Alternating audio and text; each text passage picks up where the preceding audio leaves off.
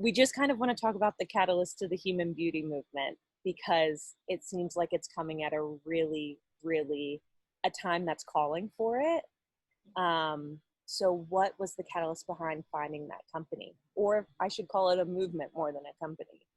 Yes, yes, and I'm so glad that you kind of pointed that out because my hope for founding the Human Beauty Movement was to make it a non-corporate type of entity. I feel like the old organizational model of the way corporations were set up and run in the past is really arcane. It's really a dinosaur, and there were so many reasons why organizations would set themselves up in these kind of hierarchical, bureaucratical manners. And it was all about efficiency, but frankly, it's all about power too.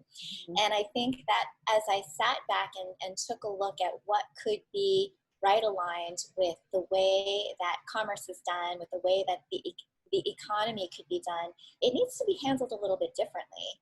And so for me, it's more of a movement, it's more of a progression rather than the establishment of this corporate entity.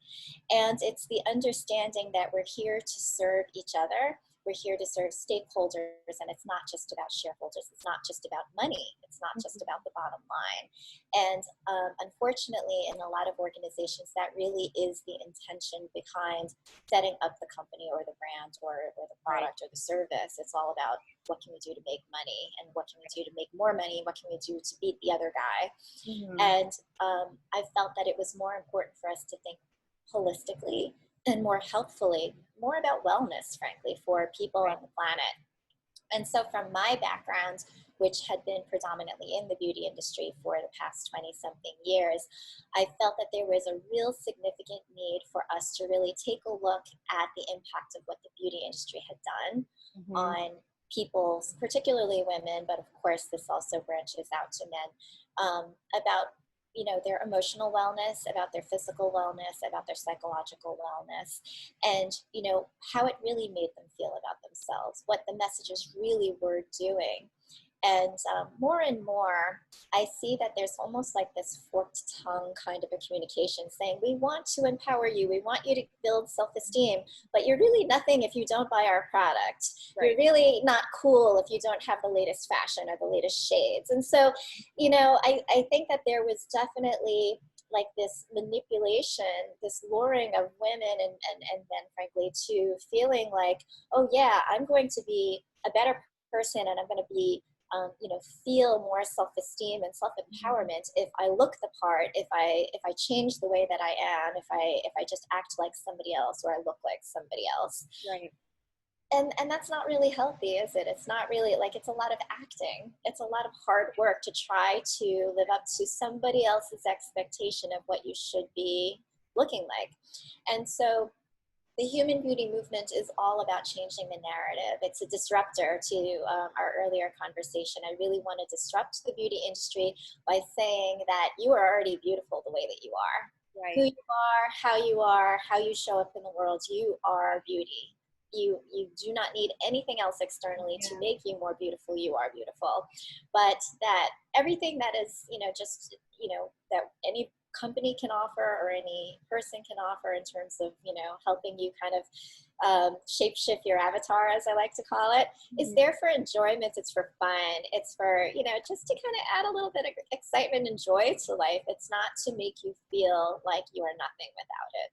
Right. Yeah, it's kind of changing that mindset of what beauty and wellness have turned into, in a sense. And so are you finding that with this movement that you're creating, is it being well received by the wellness industry? Are you finding some backlash to it a little bit because it's not the typical norm of like a corporation? I mean, your B certified corporation, which congratulations, that just happened. Thank you. Yes. But are you finding any kind of resistance from the old guard? Interestingly enough, I don't really pay attention to the old guard. Good for you. It serves me well. It serves me well. And I will say that, I do have like those little voices that sit on my shoulder. It's like, the little angel, the little devil.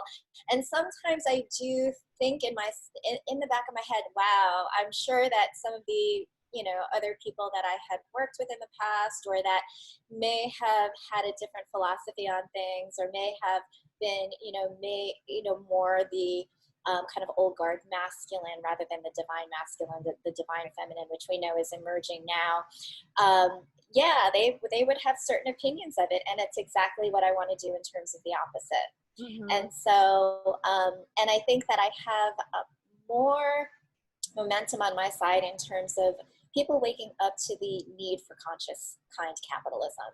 Mm-hmm. People finding that it is so important to really think about the impact, not only environmental, and I know that the environmental movement has been going on so long, but more and more, and especially this year, it's about health impact and wellness impact and social impact. Yeah. So yeah, timing couldn't be better. Yeah, and that leads into my next question. With the way we are right now currently on a global scale with COVID-19 and Black Lives Matter having, oh my goodness, such an has been unprecedented times for sure. Yes. And so yes. Why is the human beauty movement message important right now?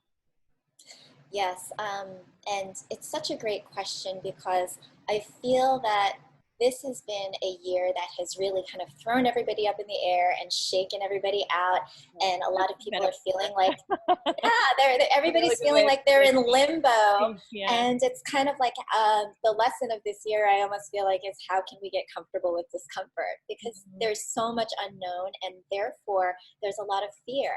There's a lot of anxiety. There's a whole heck of a lot of stress that people are feeling this year, because it's almost as if, if we thought about Maslow's hierarchy and most of what we would consider the privileged, American, let's call this American because we're kind of both situated on the coast here in America, but for, middle class, upper middle class, we were at a certain level, and then all of a sudden everybody's like completely brought down to the lowest level of Maslow's hierarchy, and just wondering about the essential essences of survival.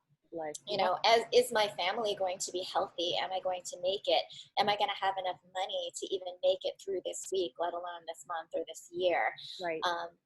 And so there's so much stress, and there's so much anxiety, and there's so much tension bubbling up from things becoming so atypical and not the quote unquote normal way of the way that we used to do things in the past.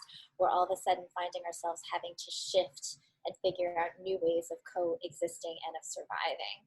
And so, I think that the message of the human beauty movement coming out at this time is a sense of security from an internal perspective. And so, whereas I had founded this even, before COVID and before Black Lives Matter, I founded the Human Beauty Movement in March of 2019 with the mission to be about radical inclusion and wellness. And what are we living in now? It's a time where we need radical inclusion and wellness. In more ways than we could have ever imagined. I mean, these things have really come to a tempest. And so, yes, I think that, seeing what's happening with social injustice and the way that that is interlinked to the ability to have wellness, because unfortunately, the Black community is being hit by COVID, as we know, in much greater numbers and at higher percentages than privileged communities and white communities, and there's so much racial tension that we really, what I would like to do is, at a grassroots level and through, wonderful blogs such as Between the Sheets, and in any way I can, I want to get the message out about people feeling that it's okay to not feel okay. It's a part of the human condition. The fact that we are all human means that we're going to be going through this. But the more that we can cooperate and learn not only tolerance, but acceptance and love, then I think that, which are different things. Yeah, the world will be in a better place. There's this wonderful human, his name is Mark Gaffney, and he had this quote that really resonated with me, which is like, the world right now is in like this extraordinary, outrageous amount of pain. And the only response to outrageous pain is outrageous love. Like, we cannot have I like pain that. fighting pain. We can't have selfishness. We can't have this hoarding mentality. And if we do, it's not going to be constructive to building a better future for Right. anyone. Right. Really, we have to, we have to see, even in as dire a situation as any of us are in, what can I do to help somebody else? What can I do Yeah. to think about somebody else? And that's where beauty comes from. The beauty is in that kindness, it's in compassion, it's in empathy, it's in understanding that we're all in this human soup together. Yeah. And then, I mean, you speak so eloquently, which is not surprising because you've been in this industry for a really long time. You've seen it evolve. And I'm going to skip down a little bit because I know that you are a public speaker as well, and people Sure. can reach out to you to speak at their events or their virtual events now. And one of the topics that you have touched on is Ikigai. Am I saying that correctly? That's right. Am I saying it okay? I All like right, I've practiced. Yeah, you are. It's totally fine. I often find it amusing because it's not pronounced ikigai like you went on Tinder and you saw an ikigai, so it's swipe left. It's not pronounced ikigai. It's pronounced with a smile, so ikigai. That's what I like to say. Um, so Yeah, talk to yeah. us a little bit about what that is and why it's so special. Interestingly, I am actually a newcomer to the concept of Okay. ikigai, but once I found it so valuable and impactful and poignant to myself that I wanted to dive into it and really understand it and then share that inspiration with others so that they might too see how they might best be able to determine where their future might lie. The word ikigai is essentially a Japanese word. It comes from the origination is from the Okinawans, Mm, and in a lot with a lot of people studying Okinawa and Okinawan culture, it was amazing to find that there were more centurions in Okinawa than in any other place on the earth, and so people seem to be living these fulfilling, happy, abundant lives. mm, And so ikigai, Iki is to live or reason, and Gai is your reason for being. And okay. so Ikigai together is roughly translated into your life's work. Hmm. Now, some people think about Ikigai as what is your purpose, and I don't look at Ikigai as being your purpose because I feel like your purpose from a very spiritual perspective is just to be and to exist. I Hmm. really look at this as being a practical way of navigating your way through what your career or what your how to kind of align what your loves and your what you want to do in life with what you can do in terms of obtaining abundance and Hmm. what your career could be like. And so I kind of partition it that way, which I think is a little bit more practical, especially now when a lot of people are thinking, oh gosh, well, I used to be able to do this. My employment is now like completely dissolved Right. because I used to be in hospitality or I used to work in a movie theater or I used to work in wellness in a spa or in a gym. And now Right. I can't. And how am I going to make a living? And, and it becomes very, very, very stressful. It's interesting when I attended the Global Wellness Institute Summit last fall, somebody coined us the walking wellness wounded, which I thought was kind of amusing. It's kind of ironic, but Yeah, a little bit. befitting to say the least. Yeah, absolutely. How are you using Ikigai for yourself currently? In that, Yeah, company, your movement. I want to keep saying that your movement sure. is a little over a year old now. How are you Yes. applying it to your movement now? Yeah, the thing that I am applying is that there are four different sectors to Ikigai. The first being, what is it that you love? Mm, And the second one is, well, what are you good at? The third is, well, what does the world need? And then the fourth mhm. is, what can you get paid for? And Yeah. so when you combine all of those into almost like this Venn diagram, and then you get to this sweet spot at the center where you're able to combine what you love with what you're good at, with what the world needs, and what you can get paid for, then that is really the focal point of your ikigai. Hmm. And so, in thinking about what I wanted the human beauty movement to be and what it has evolved to, and a lot of it is very consistent, but it's almost been a reinforcement and a strengthening and a deepening of the intention and of how this is going to be played out going forward. Um, Whereas before, for example, I only thought about the human beauty movement being in the beauty industry, which is somewhat narrow in focus. But now I'm thinking about it more as beauty and beyond, because the essence of beauty is not just in makeup or skincare or those traditional types of beauty products and services that we think of. Beauty is in the essence of art. It's in the essence of music. It's in the essence of the way that we communicate. There are so many other aspects of beauty that I think that are relevant to how this movement can be impactful and have an influence or an inspiration rather on other ways that messages are being conveyed in different art forms or different vehicles. Oh, Yeah. And so for me, the things that I love, I mean, I do love art. I do love music. I do love beauty products. It's fun. It was one of the reasons why I stayed in the industry for, 20 odd years. It's just, I enjoy it. And frankly, I've gotten really good at it. So those are easy things. I've gotten two of those things, but then it's kind of like, well, what does the world need? I think that the world needs this wake-up call. I think that that's where this purpose and this mission becomes so apparent about radical inclusion and about wellness becoming so much a part of beauty, and not just in the get a massage and self-care aspect. Wellness from the true, intrinsic, holistic, deeper intention that really kind of imbues all of your being. And then, of course, the what can you get paid for, which is the reason why I decided to found this as a for-profit company. It's not a nonprofit.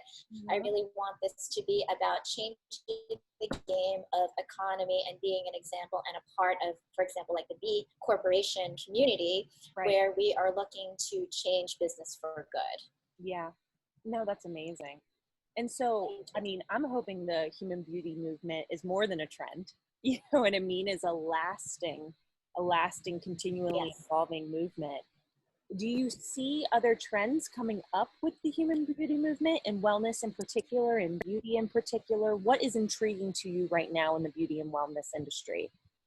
Yeah, I am so, number one, just from the idea of like business entities, it's refreshing to see more and more companies becoming purpose driven and mission driven and wellness driven. I almost like to think that more and more companies are starting, no matter what industry they're in, they're starting to think like wellness companies. They're starting to think about people and planet over profits, or in conjunction with profits, in order to really have an impact on the world, whether it's social, environmental, etc. And so that also, I hope that it's not a trend, but I'm seeing really exciting, cool brands and companies and millennials and Gen Zers and just these really and energy, frankly, Gen Xers like myself, I just I love that there is this groundswell of activism that is really kind of helping to make the world more well, if you will. Absolutely. Yeah. And then, if I dig a little bit deeper and peel back the layers of wellness, there are some really intriguing things that are happening in terms of course, looking at sleep as, whoever really, it's been so, it's been so refreshing to see that, for people who like me that used to burn the candle at every end that I could ever find, sleep was something that I thought was almost a waste of time. Yeah. And it can a weakness lead to, in a sense. And a weakness. Yeah. It's like, who needs to relax? I need to go. If I'm sleeping, then I can't get this done and I won't be able to beat the competitor. There's just like this mindset of sleep not being necessary. And maybe that's the New Yorker, like the city never sleeps kind of thing. But the East Coast mentality sometimes can really wear you down. Yeah. And that's one of the reasons why I lasted 3 years in New York City. And I was like, what? I need a healthier lifestyle. I need to be able to focus on my own self-sanity and survival. So I made the trek out west and I never looked back. But yeah, it was just, I relish my sleep. I understand the circadian rhythms. I understand the sleep cycles and the brain waves. And I've studied neuropriming and know how important it is for your body and your brain to regenerate in order to sustain itself. Otherwise, a whole host of other physical it's so manifestations. Yeah, it's so Yeah. foundational.